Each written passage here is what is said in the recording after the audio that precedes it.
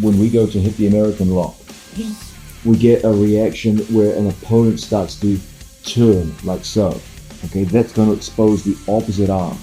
So when an opponent tries to keep his fist inside of his shoulder and turn out, that's going to be time for us to control the bottom elbow right here. So when he goes to turn, it puts a limit on how far he can turn, and then that exposes the top arm to you. Now from here we come up to our base and step right over our chinny partner's head, and we bring our two legs out and across the body.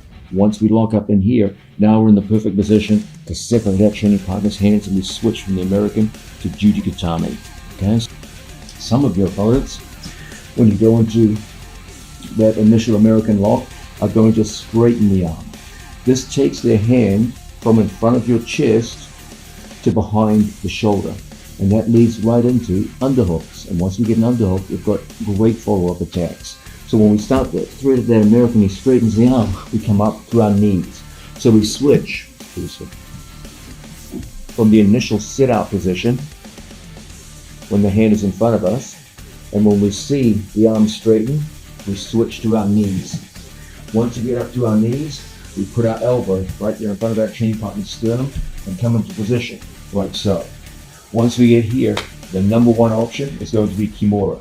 If your opponent proves to have very strong grips, and Kimura is difficult for you to separate the arms, don't be afraid to go right back into that threat of Juji Gatame. And once we get that Juji threat, you guys know what to do. We'll tie up both of our chinny partner's arms and we're ready to attack.